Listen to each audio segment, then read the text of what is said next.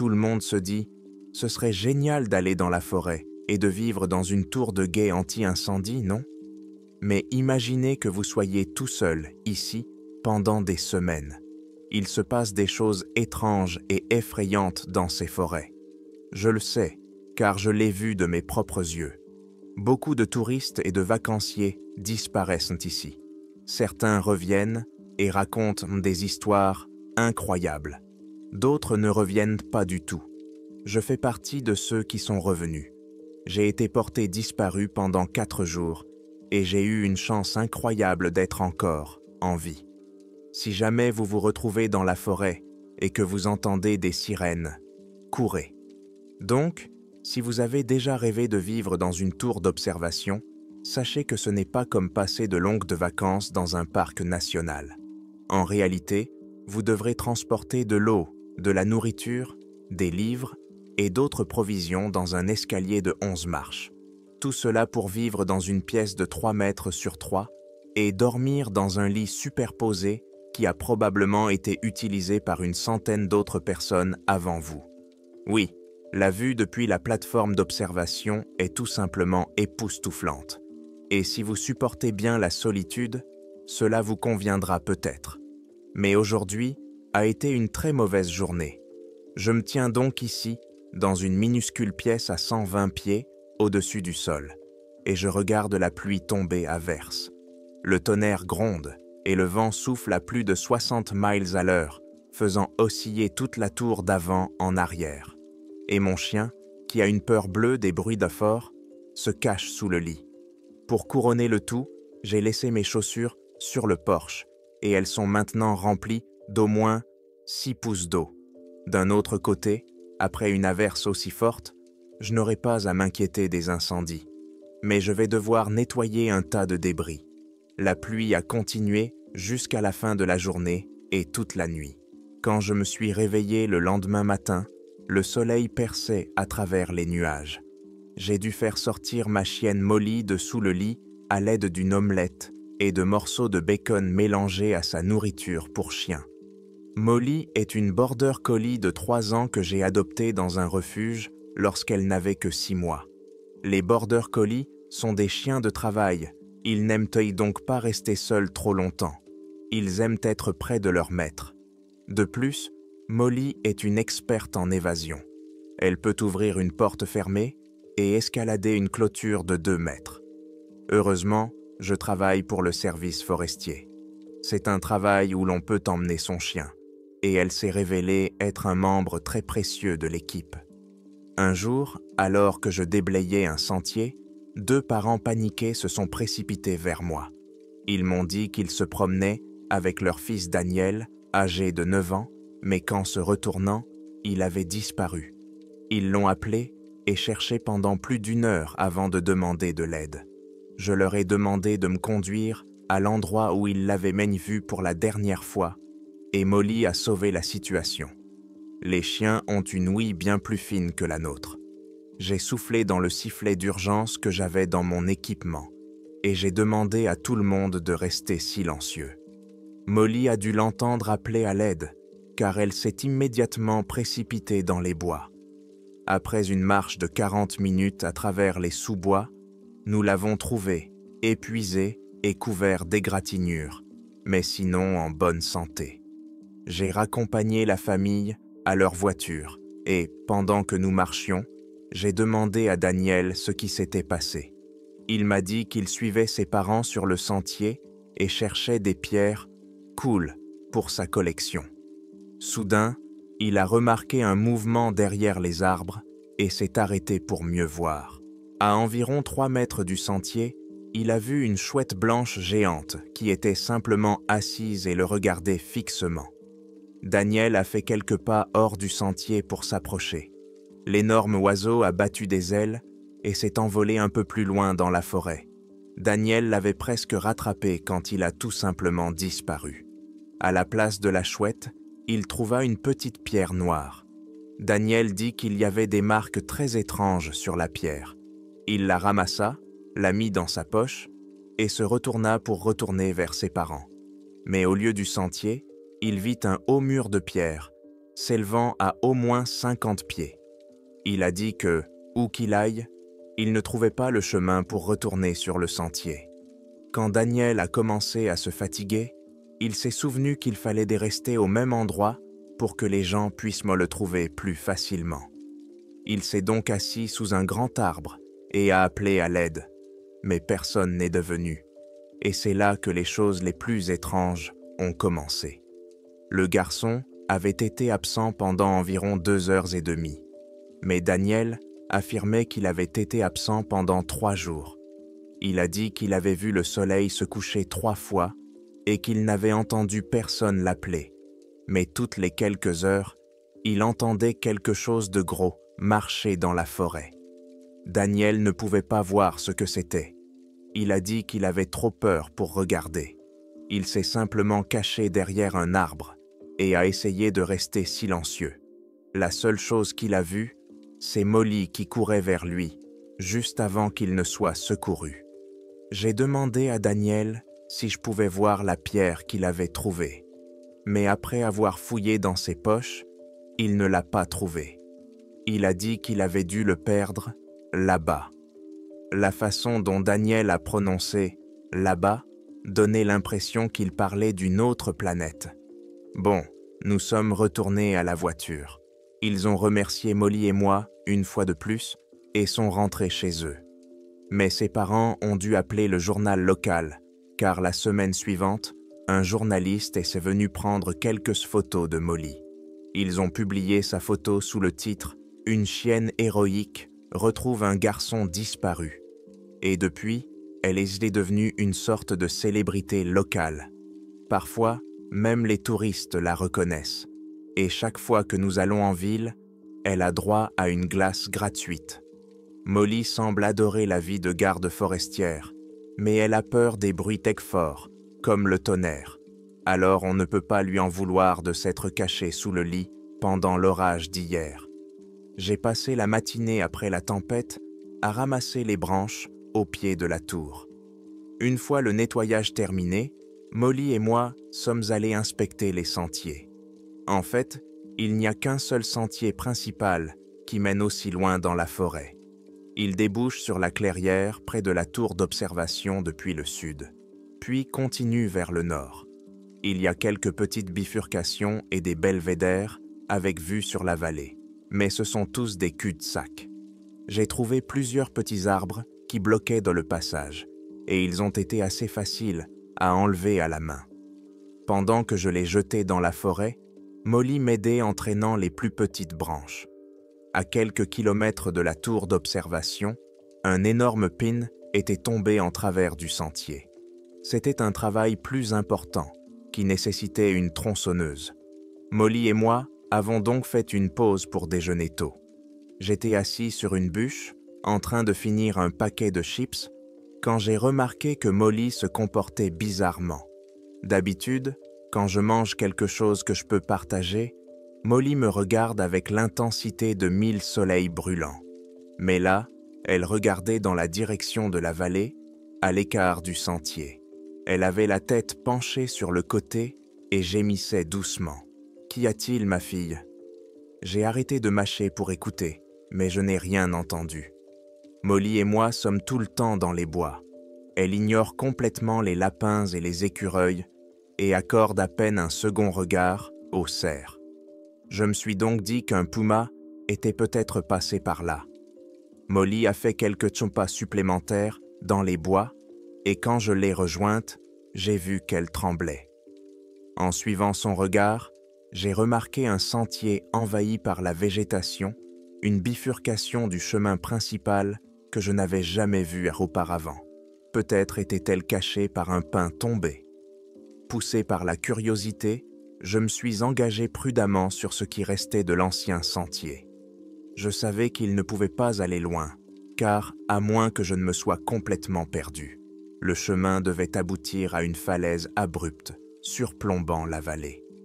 10 minutes plus tard, j'arrivais au bout du sentier, où 2 énormes rochers, séparés par un espace de 3 mètres, bloquèrent le passage.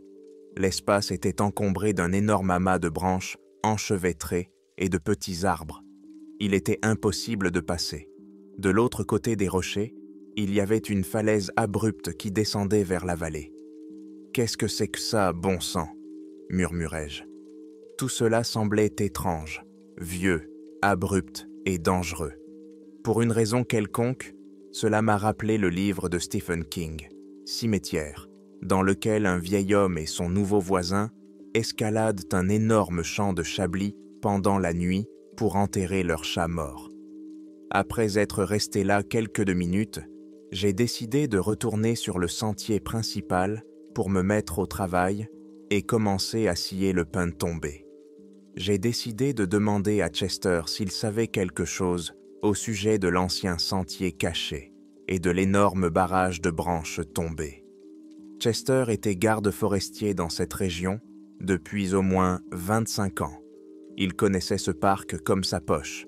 Si quelqu'un pouvait savoir, c'était bien lui. Je suis revenu sur mes pas quand j'ai réalisé que Molly n'était pas avec moi. Je me suis retourné et je l'ai vue à environ 25 mètres derrière moi, immobile, les yeux fixés sur les arbres abattus. Elle avait la tête penchée, comme si elle écoutait quelque chose au loin. Soudain, elle a pris son élan, a sauté sur les débris et a commencé à grimper. « Non, Molly, viens ici !» ai-je crié en courant vers elle. Mais elle n'a pas arrêté. Quand je suis arrivé au sommet des débris, sa queue disparaissait juste au-dessus. J'ai contourné l'un des rochers sur le côté, en continuant à l'appeler, mais je ne voyais rien, seulement une falaise abrupte. J'ai entendu Molly aboyer de l'autre côté, mais lorsqu'elle a chaboyé à nouveau quelques minutes plus tard, elle semblait beaucoup plus loin. Je suis retourné en courant vers le sentier principal pour récupérer mes affaires. Je cachai rapidement la tronçonneuse et les outils à l'écart du sentier, au cas où des touristes, accompagnés d'enfants, passeraient par là. Je me précipitai vers l'éboulement et commençai à l'escalader. Il ne faisait qu'environ 5 mètres de haut, mais c'était dangereux. À plusieurs reprises, des branches se brisèrent sous mon poids et je faillis tomber. Une excellente façon de se casser une jambe, me suis-je dit. Une fois au sommet, j'ai regardé en bas et j'ai découvert un étroit sentier au pied de l'éboulement. Il semblait avoir été creusé directement dans la pente de la montagne. À gauche de ce sentier étroit, large de 2 pieds, se trouvait la surface rocheuse de la montagne. À droite, il y avait cette immense falaise. J'ai enjambé la barrière et j'ai commencé à descendre de l'autre côté. Si je tombais et manquais le sentier, je ferais une chute de 200 pieds jusqu'au fond de la vallée. Pas étonnant qu'ils aient marrant bloqué ce sentier, ai-je pensé. Soupirant de soulagement, je sentis mes chaussures toucher le sol ferme. Je profitais de ce point élevé pour chercher le moindre signe de Molly. Mais tout ce que je pouvais voir, c'était le sentier escarpé sur lequel je me tenais, descendant lentement la montagne et disparaissant dans la lisière de la forêt. Il n'y avait aucune clairière visible dans la vallée, seulement une forêt dense, et je commençais à descendre. Je devais regarder attentivement où je mettais les pieds, car de temps en temps, des morceaux du sentier s'effondraient, laissant apparaître des trous de 2 pieds de large à ciel ouvert. Mais à mi-chemin environ, je commençais à remarquer une légère brume à la base des arbres. Et plus je m'approchais du fond de la vallée, plus la légère brume se transformait en un épais brouillard. Au fond du sentier, il faisait frais et humide. La température avait dû baisser de 10 ou 15 degrés. J'ai appelé Molly, mais le son de ma voix semblait se dissoudre dans le brouillard. J'ai alors soufflé dans mon sifflet de secours. Molly devait l'entendre de loin. J'ai tendu l'oreille pour détecter le moindre signe de sa présence, mais rien. En regardant vers le bas, j'ai remarqué des empreintes de pattes sur le sol humide qui menait dans la forêt, et je les ai suivies. 30 minutes plus tard, j'ai perdu la trace de Molly. J'ai décidé de faire un grand détour pour essayer de trouver de nouvelles empreintes. J'ai marqué mon point de départ avec un morceau de corde attaché à un chêne massif. Après 45 minutes de marche dans la forêt dense, j'ai réalisé que je m'étais perdu. À cause du brouillard épais, Il était difficile de voir quoi que ce soit à plus de 3 mètres devant moi, et j'ai commencé à avoir l'impression que quelqu'un m'observait. Chassant cette paranoïa, j'ai de nouveau soufflé dans mon sifflet pour voir si Molly pourrait me retrouver. Le son pouvait également effrayer les pumas. Je me suis ensuite assis sur un tronc d'arbre pour boire. Je rangeais ma gourde lorsqu'un homme est sorti de derrière les arbres. Il était jeune, la vingtaine, maigre, vêtu de haillons, avec un vieux sac à dos sur les épaules. Surpris, j'ai dit « Hé, je cherche mon chien. Vous allez bien ?» Sans dire un mot, il a mis sa main devant sa bouche pour me faire signe de me taire. Il a pointé quelque part, au fond des arbres, et j'ai senti une vibration sous la semelle de mes chaussures. C'était loin, mais toutes les 4 ou 5 secondes, je sentais le sol trembler légèrement. Et puis, je l'ai entendu. Un grondement sourd. Le bruit se répétait, comme si quelque chose d'énorme traversait la vallée. Et ça se rapprochait. Je regarde le gars, et je vois qu'il est littéralement collé contre un grand arbre. Et là, j'entends une sirène. Elle était si forte que je me suis effondré par terre. Le son venait de quelque part derrière les cimes des arbres. Cette créature, quelle qu'elle soit, était proche. Je suis resté allongé. Le sol tremblait à chaque pas. À côté de moi, il y avait un tronc d'arbre tombé, et je l'ai vu rouler vers la gauche. Le hurlement suivant de la sirène m'a poussé à bouger. Il était si fort que j'avais les oreilles qui sifflaient. On aurait dit qu'il retentissait juste au-dessus de ma tête. J'ai rampé jusqu'à l'arbre le plus proche, et je m'y suis agrippé, le visage collé à l'écorce. Puis le silence s'est installé. Tout s'est figé. Je ne bougeais pas. Je ne respirais même pas. Puis, ça s'est remis en mouvement, s'éloignant de nous. Et j'ai pensé à Molly, à sa peur des bruits d'hommes forts. J'espérais qu'elle était aussi loin que possible, et j'espérais qu'elle allait bien. J'ai regardé là où se cachait le garçon, mais il n'était plus là. Les jambes tremblantes, je me suis laissé glisser au sol et j'ai essayé de reprendre mon souffle. C'est à ce moment-là que la tête de Molly est sortie des buissons. « Molly, je suis tellement content de te voir », ai-je dit en tapotant ma jambe pour l'inviter à s'approcher. Mais elle ne bougeait pas. « Tout va bien, ma petite. Allez, on s'en va », lui ai-je dit. Mais Molly restait immobile, se contentant de gémir doucement. Elle a regardé vers les buissons, puis a fait un petit pas vers moi. Et avec elle, quelque chose d'autre est sorti des buissons. C'était une petite fille, aux longs cheveux bruns, âgée de 8 ou 9 ans. Elle portait un t-shirt avec l'inscription « Oh, ces enfants !» et s'agrippait à la fourrure de Molly comme à une bouée de sauvetage en pleine mer. Je voyais que la petite fille avait peur, alors je lui ai parlé aussi doucement que possible. « Bonjour, je vois que tu as fait la connaissance de Molly, n'est-ce pas? C'est une gentille chienne. » La petite fille regarda Molly, puis me regarda à nouveau. « Que dirais-tu de trouver notre chemin tous les 3 ?» Elle resta immobile pendant 1 minute, puis acquiesça légèrement. « D'accord. Tiens Molly par la main pour qu'elle ne se perde pas, d'accord? Tu peux me tenir la main ?» Je restai sur place et lui tendis la main. Après un moment, elle s'approcha lentement et la prit. Je pris mon sac à dos, en sortis une bouteille d'eau fraîche et la tendis à la petite fille. « Tiens, je parie que tu as soif. Tu veux de l'eau ?» Mais elle restait là, debout, à me regarder. « Bon, pas maintenant. On réessayera plus tard. » Puis j'ai regardé Molly et lui ai dit « Rentrons à la maison, ma petite. » Elle a reniflé l'air, puis s'est dirigée vers la forêt, et nous l'avons suivie. À 2 reprises, nous avons entendu quelque chose d'énorme se déplacer à travers les arbres. Une fois au loin, et une autre fois trop près pour que nous nous sentions à l'aise. Nous sommes restés silencieux et immobiles jusqu'à ce que le danger soit passé. Nous avons marché pendant des heures. Je ne leur ai pas dit, mais j'étais sûr que nous ne retrouverions jamais le chemin du retour. Finalement, nous avons décidé de nous asseoir pour nous reposer, et j'ai de nouveau essayé de faire boire un peu d'eau à la petite fille, Soudain, Molly s'est levée d'un bond, la tête penchée sur le côté, comme si elle écoutait quelque chose au loin. Puis elle s'est précipitée dans la forêt. J'ai attrapé la petite fille par la main et nous avons couru après elle. Chaque fois que Molly s'éloignait trop, elle s'arrêtait et nous attendait. Elle continuait à aboyer jusqu'à ce que nous la rattrapions, puis repartait en courant.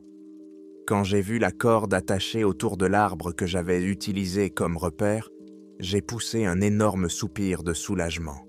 Il ne restait plus beaucoup à parcourir avant d'atteindre le sentier qui remontait depuis la vallée.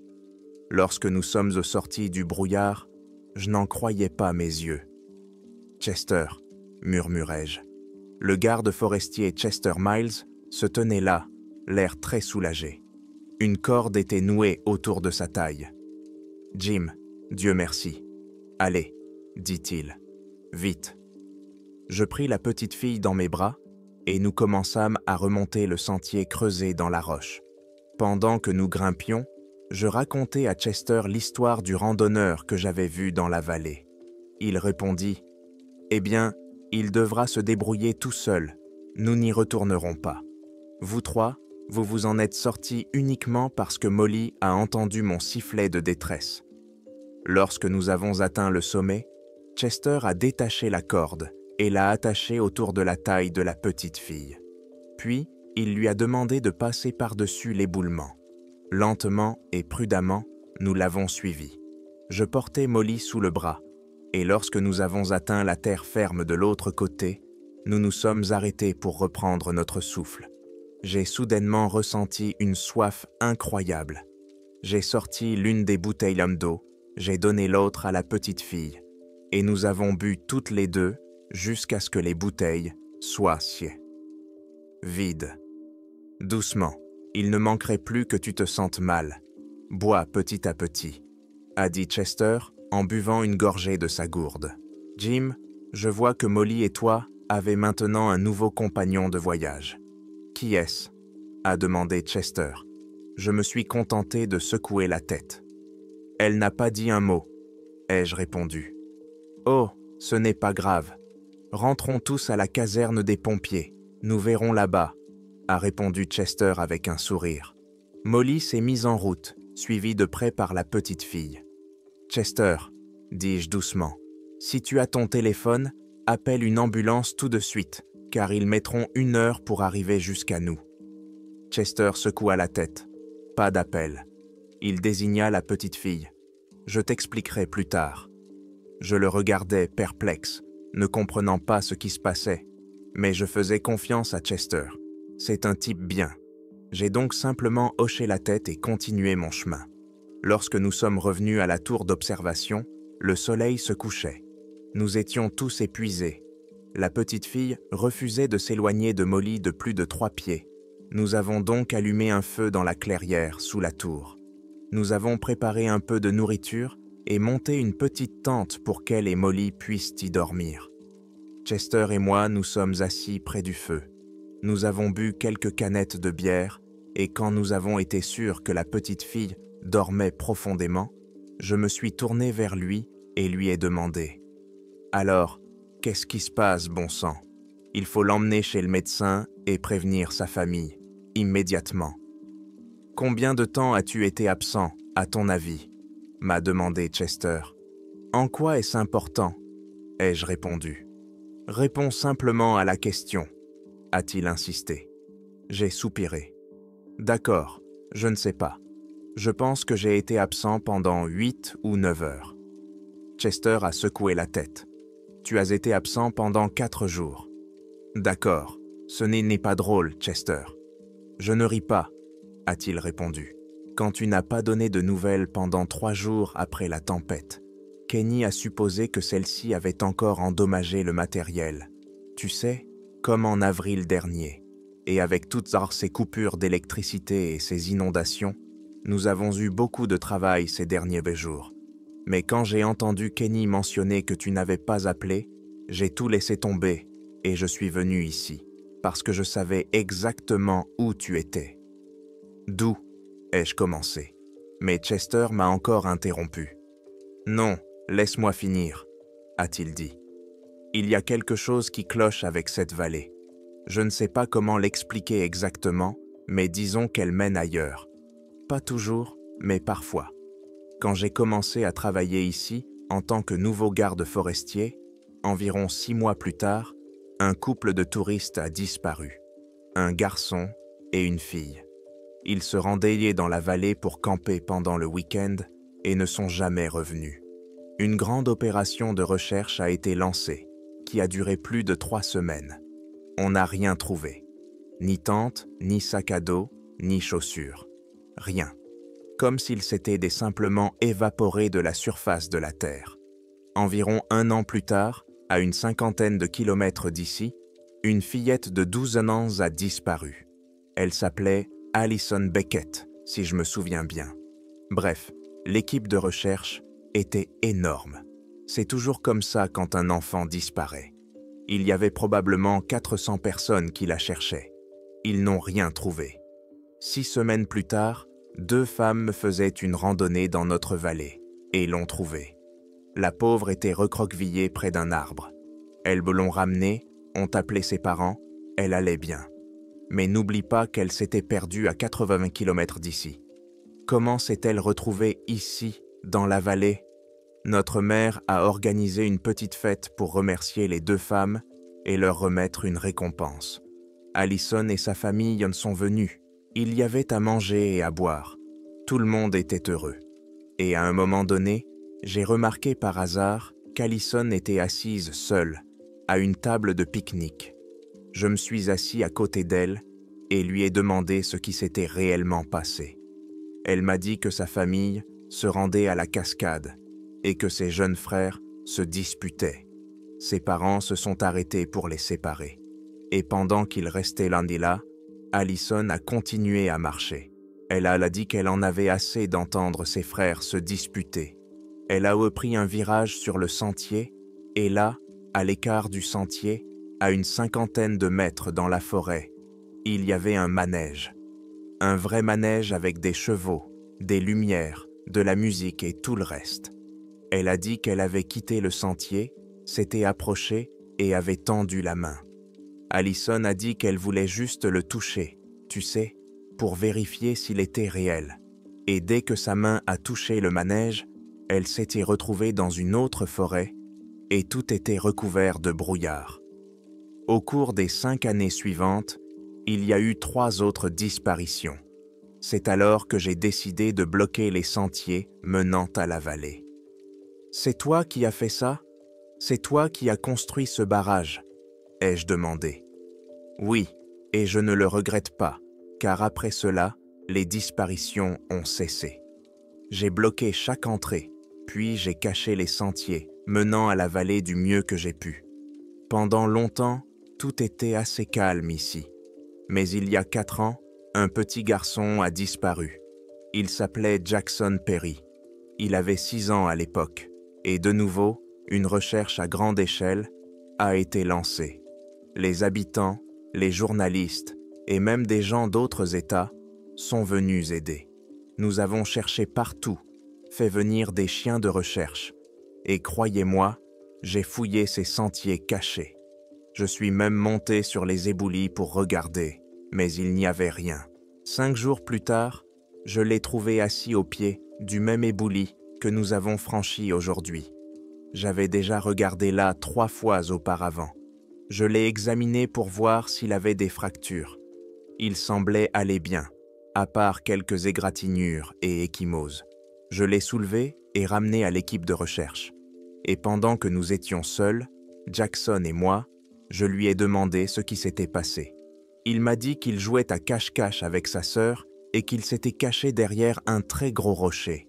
Il a fermé les yeux et quand il les a rouverts, sa sœur avait disparu et il se trouvait dans la forêt. Il ne voyait pas loin car il y avait de la fumée partout, comme lors d'un incendie.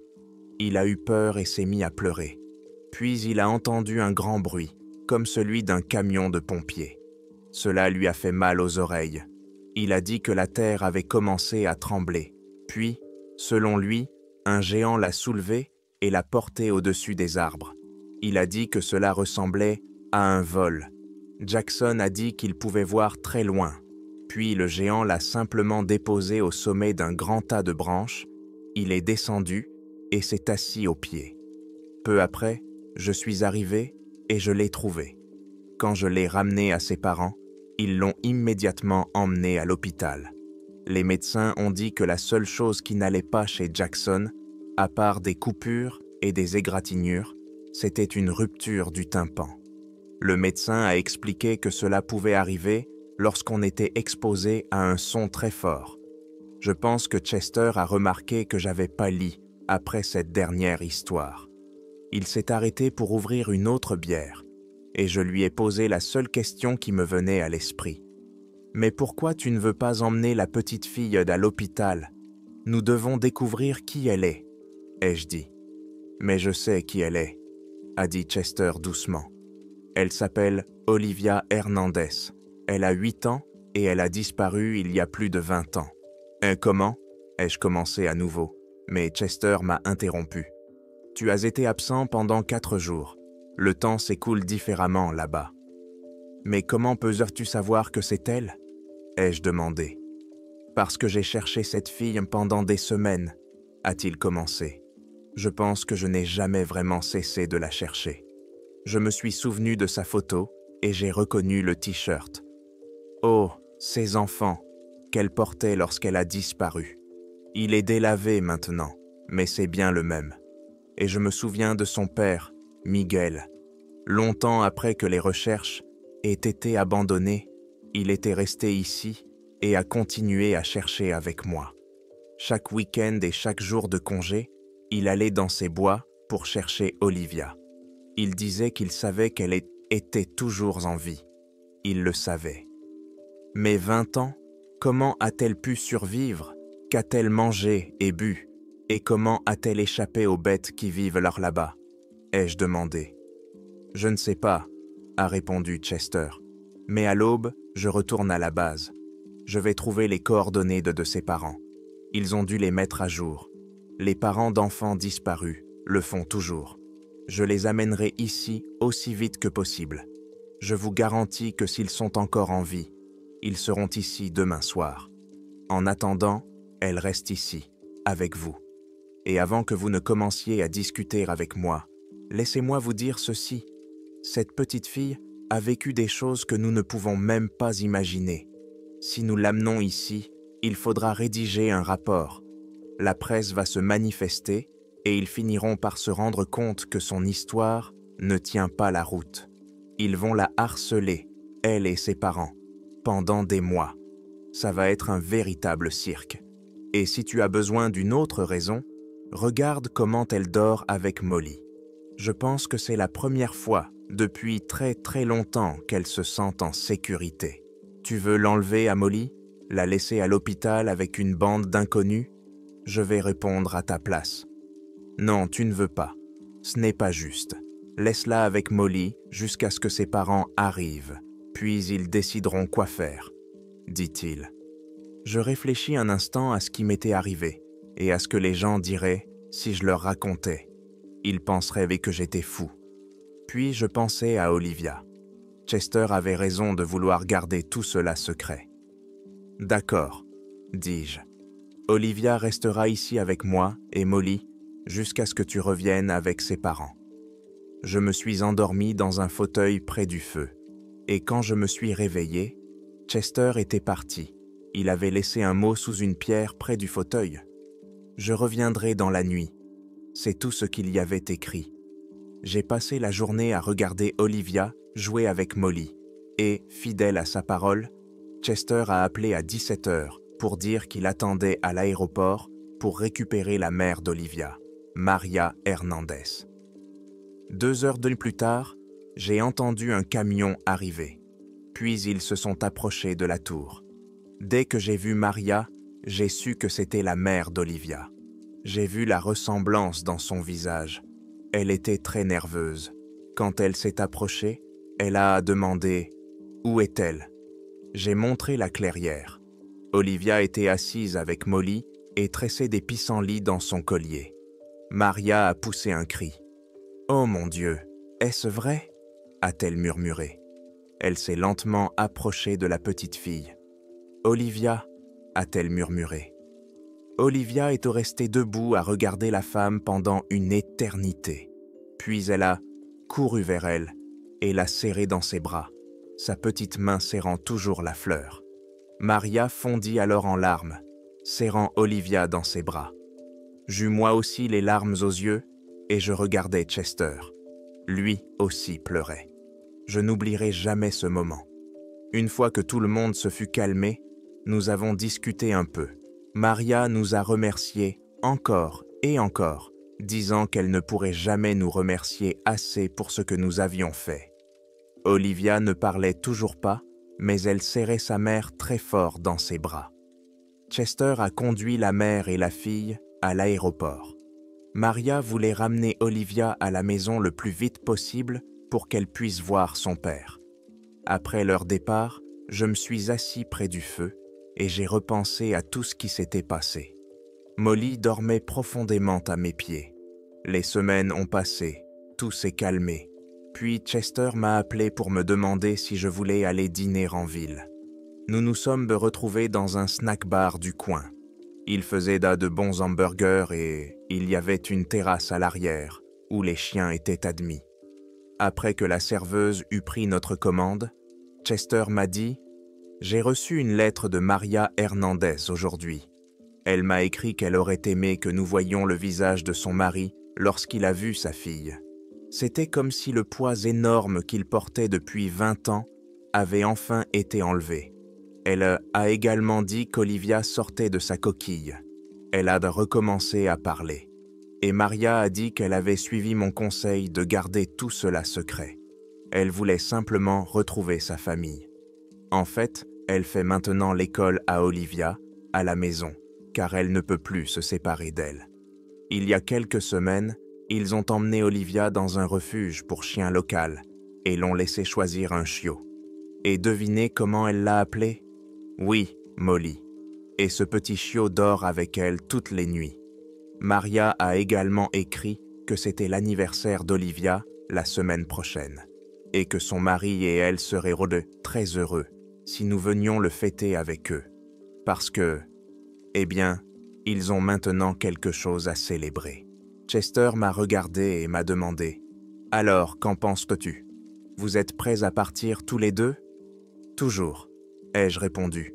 Et Molly, entendant le mot « voyage », a levé la tête et a aboyé, en signe d'accord. Après le dîner, nous sommes sortis sur le parking. Chester était monté dans son camion, a fait un signe de la main et a pris la route.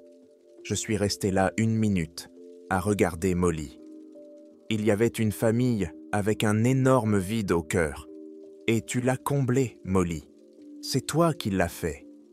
Elle me regardait, la tête penchée sur le côté. Je lui ai gratté les oreilles et lui ai dit « Beau travail, ma fille. Maintenant, rentrons à la maison. »